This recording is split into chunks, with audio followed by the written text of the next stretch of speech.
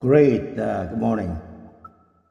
Tema hari ini adalah semua adalah anugerah ya. Semua adalah karena anugerah. All is because of grace.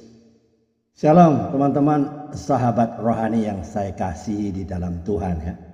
Saya Evangelis Andre Wahyudi Broto dari Purwokerto. Hari ini saya ingin mengajak kita merenungkan satu kata yang kelihatannya apa? Sederhana.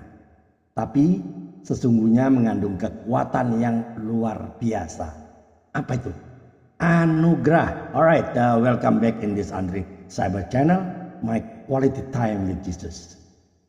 Teman-teman, pernahkah Anda merasa kenapa Tuhan masih sayang sama saya? Padahal saya kan udah gagal berkali-kali. Atau mungkin kenapa Tuhan masih memberi nafas? Padahal saya sering lupa bersyukur ya, kalau kita mau jujur ya. Kita sering lupa bersyukur nggak? Ya. Kenapa Tuhan seperti itu ya? Jawabannya hanya satu, karena anugerahnya, all because of His grace. Ya. Satu kali ada seorang pria yang mengendari motor ya di jalan raya dan dia menerobos lampu merah karena dia buru-buru, lagi buru-buru. Harus cepat sampai ya. Istilahnya begitu ya. Tiba-tiba ada polisi menghentikannya dan pria itu siap-siap untuk diceramahi. Tapi alih-alih polisi itu menilang. Sang polisi itu justru apa? Berkata, "Pak, Bapak hari ini kami sedang kampanye keselamatan lalu lintas. Ini bukan surat tilang, tapi hadiah helm baru untuk keselamatan Bapak." Ya, saya tahu helm Bapak memenuhi syarat, nggak apa-apa. Tapi ini hadiah ya. Hadiah ini adalah kampanye keselamatan. Pria itu terdiam dan merasa malu. Tapi juga bersyukur. Itulah gambaran kecil tentang anugerah. Kita sudah salah, kita sudah berdosa, tapi malah diberi kebaikan. Ya teman-teman, Efesus 2 ayat 1 sampai 10 ya. Mencatat ya. Kamu dahulu sudah mati karena pelanggaran-pelanggaran dan dosa-dosamu. Tapi Allah yang kaya dengan rahmat oleh karena kasih-Nya yang besar yang dilimpahkannya pada kita telah menghidupkan kita bersama-sama dengan Kristus. Oleh karena kasih karunia kamu diselamatkan. Wow, luar biasa ya. Disinilah anugerah karena kasih-Nya yang besar yang dilimpahkannya pada kita telah menghidupkan kita bersama-sama dengan Kristus ya, karena kasih karunia kamu diselamatkan. Wow, luar biasa ya. Masih ingat cerita Paulus? Paulus itu menggambarkan kondisi manusia sebelum menerima Kristus. Mati rohaninya, bukan sakit, bukan lemah, bukan, tapi mati.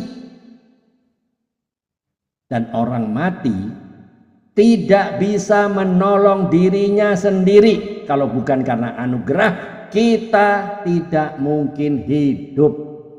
Itu. Ingat ya, kita sebutnya mati rohani. Sama seperti Paulus, juga mati rohani. Bukan sakit, bukan lemah, tapi mati.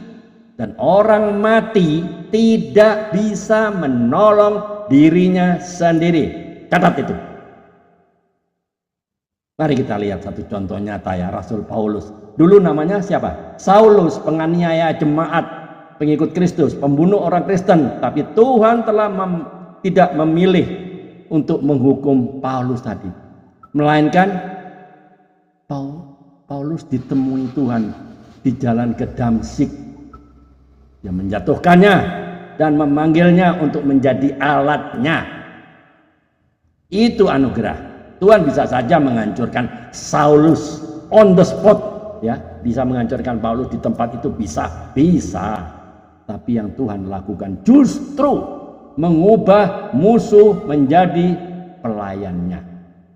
Itulah bukti bahwa kasih karunia bukan untuk orang yang pantas, tapi untuk orang yang mau dipulihkan. Tanyalah pada diri sendiri, apakah Anda mau dipulihkan?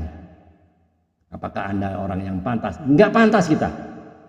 Tapi Tuhan mengaruniakan anugerah.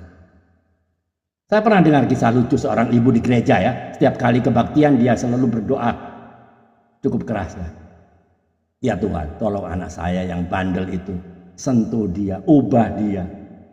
Sampai suatu kali anaknya dengar doa ibu itu tadi ya. Waktu di luar kamar. Dan dengan santai, anak itu berkata gini.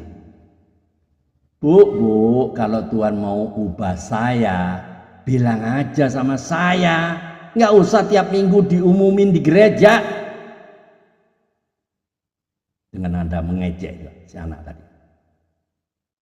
Kadang kita berpikir perubahan itu datang karena usaha kita. Tapi sesungguhnya perubahan sejati datang karena anugerah Tuhan yang bekerja di dalam hati. Itu. Efesus 2 ayat 4-5 ya. Ditegaskan, tetapi Allah yang kaya dengan rahmat telah menghidupkan kita bersama-sama dengan Kristus. Artinya apa? Tanpa Kristus hidup kita kosong, mati secara rohani. Tapi begitu kasih karunia itu datang, hidup kita itu berubah, ada makna, ada tujuan, dan ada damai sejahtera. Kalau hari ini Anda semua masih bisa bernafas, masih punya kesempatan, masih diberi kesempatan untuk bertobat, itu bukan karena kebetulan. Bukan karena kebetulan, bukan. Itu adalah anugerah Tuhan. Lihat juga si Petrus. Pernah baca? Petrus dia yang menyangkal berapa kali? Sekali? 2 kali? No. Dia menyangkal Yesus 3 kali. Wah, dia orang yang hidup dekat dengan Yesus loh pada pelayanannya. Dia orang yang dekat, bukan orang-orang biasa. Dia luar biasa loh Petrus. Tapi dia menyangkal Yesus 3 kali. Aku tidak kenal dia, dia bilang. Pada orang-orang yang di situ. Aku tidak kenal dia, tapi setelah kebangkitan Yesus menemuinya dan berkata, Simon anak Yohanes, apakah engkau mengasihi aku? Wow. Yesus bertanya berapa kali? Sekali? No. 3 kali Yesus bertanya. Sama banyaknya dengan 3 kali Petrus menyangkal dia. Itu bukan kebetulan, itu pemulihan oleh anugerah. Yesus tidak pernah berkata, Petrus, kau gagal. Tapi Yesus berkata, apa? Gembalakanlah domba-dombaku. Artinya apa? Tuhan masih percaya walau kita pernah jatuh, bahkan berkali-kali kita jatuh, ya enggak? Kalau Tuhan hanya memilih orang-orang yang sempurna, maka tidak ada satupun dari kita yang layak dipakai Tuhan. Tapi justru karena anugerah yang hina dijadikan yang mulia, yang jatuh diangkat tinggi. Kadang kita berpikir keselamatan itu hasil kerja keras kita dong. Doa-doa yang panjang, puasa berhari-hari, baca Alkitab setiap pagi, ikut Zoom sana sini. Tidak, tapi Paulus menegaskan di ayat 8, sebab karena kasih karunia kamu diselamatkan oleh iman. Itu bukan hasil usahamu, tapi oleh pemberian Allah. Jadi keselamatan bukan hadiah karena prestasi, bukan, tapi hadiah karena kasih Tuhan. Alright, grace is not earned, it is received. Anugerah itu tidak bisa diperjuangkan, tapi hanya bisa diterima dengan hati yang rendah. Ya. God's grace turns mess into messes. Anugerah Tuhan mengubah kekacauan menjadi kesaksian. Without grace, life is just surviving. With grace, life becomes meaningful. Tanpa anugerah, hidup hanya bertahan. Tapi dengan anugerah, hidup menjadi bermakna. The grace is the bridge of grace between God and man. Salib adalah jembatan anugerah antara Allah dan manusia. Jadi pesan moralnya, anugerah Tuhan bukan hanya untuk menutupi dosa, tapi untuk mengubah hidup. Anugerah bukan tiket untuk terus berbuat salah, bukan, tapi kekuatan untuk meninggalkan yang salah. Teman-teman, jawab secara jujur ya. Mari kita jujur hari ini. Pertanyaan, jawab jujur masing-masing ya. 1, apakah saya benar-benar sudah menerima anugerah Tuhan atau saya masih berusaha menyelamatkan diri dengan perbuatan baik? 2, di bagian mana dalam hidup saya pernah merasakan kasih karunia Tuhan yang mengubah saya? 3, apakah saya sudah membagikan anugerah itu kepada orang lain dengan mengampuni, mengasihi, dan menolong mereka untuk keluar dari kegelapan masuk kepada terangnya yang ajaib. Teman-teman, jika hari ini Tuhan menanyakan, apakah engkau mengasihi aku? Bagaimana saya akan menjawabnya? Alright, closing statementnya, teman-teman, hidup ini singkat.